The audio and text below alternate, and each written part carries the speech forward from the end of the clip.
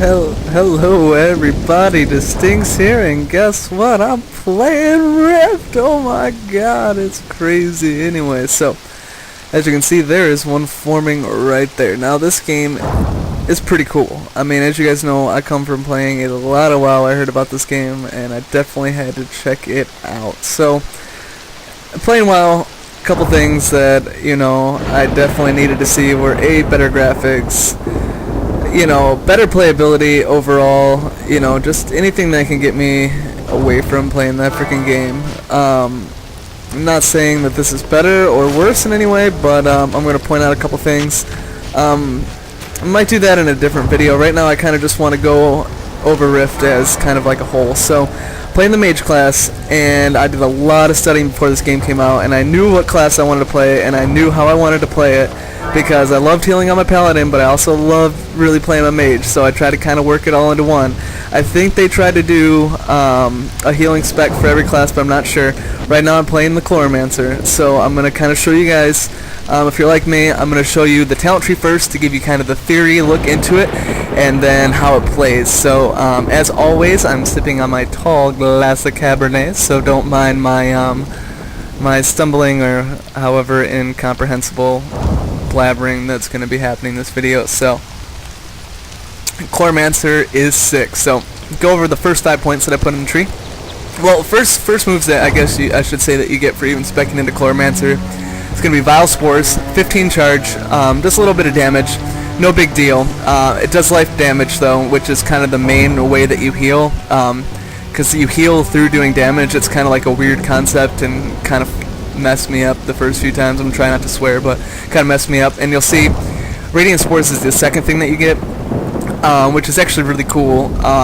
So you can actually do a lot of self-healing just by not even putting any points into this if you want to do some sort of other thing and leave this as a sub-spec. But this is how you're going to do a lot of your healing when you're in raids, dungeons, PvP, things like that. And it surrounds it with spores for 16 seconds, giving allies who damage the affected enemy, I think untalented, it's a 15% chance to heal themselves for 100% of the damage they do, which is cool because it gives them a chance to like heal themselves. So if they're shittily geared, they're not going to heal themselves for as much. I find that actually kind of funny. So, first 5 points I put in here is natural awareness. It says casting a life-based spell enhances your intelligence by 25%. It's also a fancy way of saying that makes your mana go up every time you cast a life-based spell. So, and it leaves it up there for 6 seconds. So the uptime on that should be 100%, and it pretty much will be 100%. And as you spec into that, it unlocks Withering Vine, which is pretty cool. What it does, it's a dot that it puts on people, and it's also like a hot that it puts on people, which is kind of weird. If you read it, it says it does 30 life damage over 12 seconds, and healing up to 10 allies. Now that's like a lot of people within 7 yards for 28 over 12 seconds, which is pretty sweet.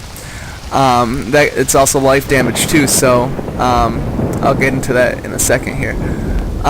Bloom Untalented is a 2-second cast, and it heals for 173 to 178. So that's going to be like your only real like single targeted heal other than Flourish. And this of course reduces the cast time of Bloom and Flourish to 2 seconds, so it leaves it to an instant cast with just the cooldown. And then why haven't I maxed this out? God, I'm absolutely horrible at this game already. Your Vile Spores and Rune ability deal 66% of their damage over the next 6 seconds, which should be 100%, which is really cool because here, let me just show you. Life-giving Veil right here. This is like the main part of the whole tree anyway here. So I'm going to read the whole thing, and then I'm going to tell you what it does. So it says, causes life damage dealt by the mage to heal 10 allies up in 35 meters up to 80% of the damage done. Untalented, I believe it's 50%, and then you'll see in my talents as I go through them more, it ups it to 80%. And then all other spell damage that you deal heals allies for 5% of the damage done. So the more life damage you can do, the more you're healing everybody within the 35 meters. Who fucking measures in meters? God, I want to kill these people. I was fine with the yard thing, but anyway, it heals them. So having the Vile Spores and the you know, this life damage from Withering Vine also adds to it. The dots from Vile Spores and Rune. Rune is a let's see if I can find it here. It's just an instant cast cooldown ability that does you know, a substantial amount of life damage. So yeah, I'll just go through all the abilities that I have here. Entropic Veil. Now this is cool. So I'm going to exit out of this real quick. You have your health bar, you have your mana bar, and then you have your charge bar. And your charge builds up based on spells you do. So you'll see like Vile Spores gives you 15 charge. This gives you 22 charge. You know, things give you a certain amount of charge, and then you use the charge. And what this does is it consumes your charge. It's off cooldown. It's right here. Consumes your charge. It doesn't trigger GCD or anything like that. And so your charge bar will start dwindling down, and it increases your damage that you deal while it's active. So you can almost think of that as like not only just enhancing your damage, but dealing 20% more damage increases your healing by, well, I guess 20%. Not really 20% because you have like the reduction. It's not exactly 100, you know, 1-1 ratio, but you see what I'm getting to. Second thing is Stream of Reclamation. Now this is a cool ability because it actually hits like a frickin' truck.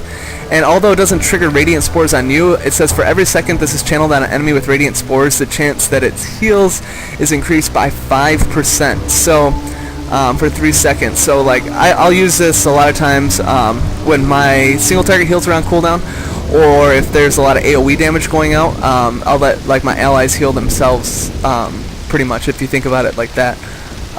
Don't know why the fuck you have that. Maybe I'll find it out later. Nature's Cleansing is cool. I mean, it's just a freaking remove, you know, it's just a cleanse. I wish there was a better way to kind of see when people get cleansed. You'll see, I don't know, in later videos how I'll rage about certain things that they need to fix, but it is still just, you know, first week, so I'm not too worried about it. Seed of Life, this is cool. It's just a res. That's not the cool one actually, so it's not that cool.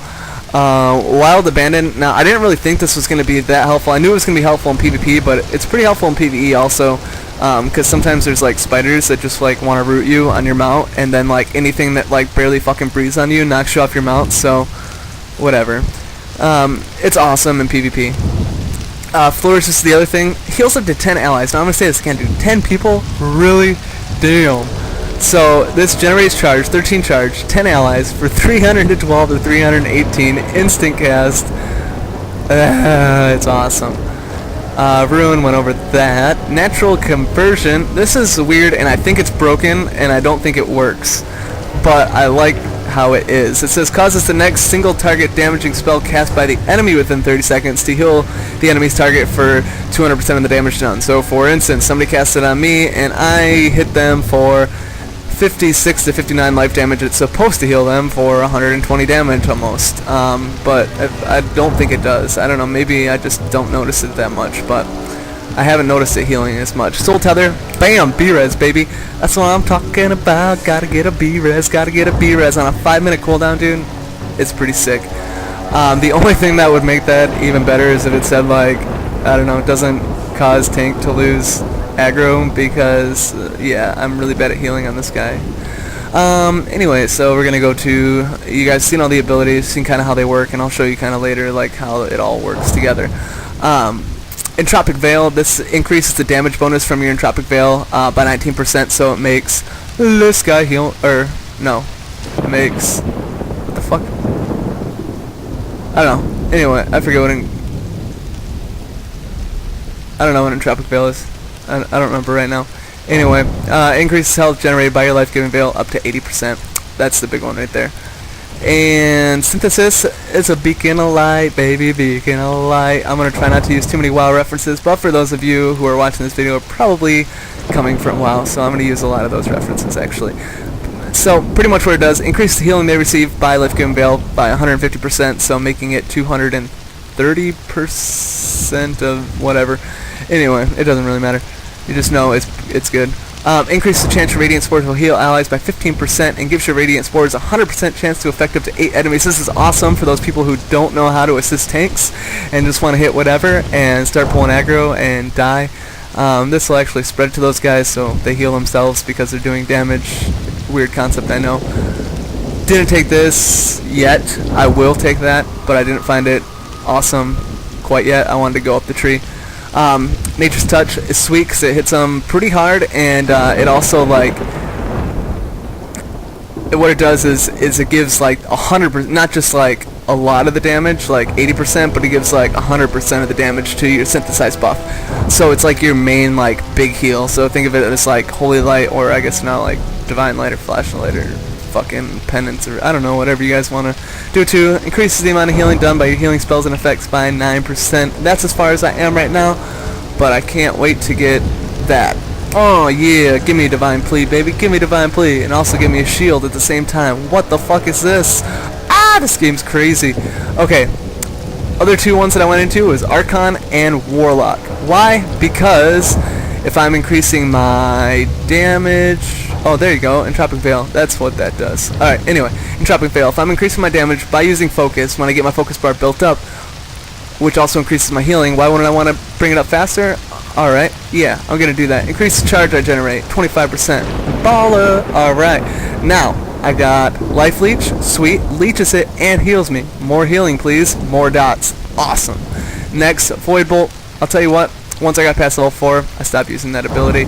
It did have a better coefficient damage-wise than Vile Spores, but now it doesn't really. Death Touch, dude, this dot is freaking awesome. Like, just to have, like, it's pretty sweet, like, for grinding and stuff like that. Also good for grinding, and I guess good for pulling aggro, but just have it on all the time, because at this level, I'm currently level 21. You know, I don't have any other armor, so I just keep it up anyway. And the reason I went so far into this tree right now is because I wanted to get this, and I'll show you why. It's actually awesome to have at this level. It's just a life tap, but because I can heal so much, like I make that up a lot, and I never have to stop or drink pretty much ever. And then I think this is as far as I'm going out. It's maxing opportunity out, because your spells have a 4% chance to reduce the cast time of your next spell by 100%, which is fucking sweet. So that comes a lot. I use it mostly for Archon spells, if like, and I'll show you why here in a second, because Archon's really cool in the fact that it's like, it's pretty unique as far as you do damage to gain buffs, and I'll show you what I mean. Searing Vitality says boils an enemy's blood, causing 22 fire damage over 10 seconds, and places a stack of Searing Vitality on the mage each second, increasing their endurance by 1 per stack, max 5 stacks. Now you only have to cast that once, and then the 5 stacks will happen throughout its duration. And in the different ranks, that's just showing ranks 1 damage, but it is actually a pretty good dot to get up on all targets, so I keep that up most of the time. The one that I have trouble keeping up, because I don't really use it that much, is Pillaring Stone, but you want to keep this buff on you at all times, because it decreases, first of all, their strength, dexterity, wisdom, and intelligence by 5, and then increases yours by 1 per stack for 5 minutes, max 5 stacks. So it's going to increase your intelligence, your wisdom, which is your mana regen, your endurance, which is your health, dexterity, which is something that I don't have to worry about, because who needs to be dexterous as a mage anyway? And what am I going to get in this thing here? Oh yeah, I'm going to get Blood Pact, because eventually you get like a priest buff. And then there's something else. That's not what I want. Maybe that? I don't know. That seems pretty good, right? Yeah, that seems pretty good, but I'm not sure exactly what I get. Anyway, the reason why I go far enough into it is not just for that or for that, which is cool, 2 curse effects, whatever, but actually I think that this Consuming Flames is actually a pretty cool ability to be able to like put a shield on them, and even though it drains your health, it doesn't really drain it that much. More things in this tree that I'm aiming to get up to.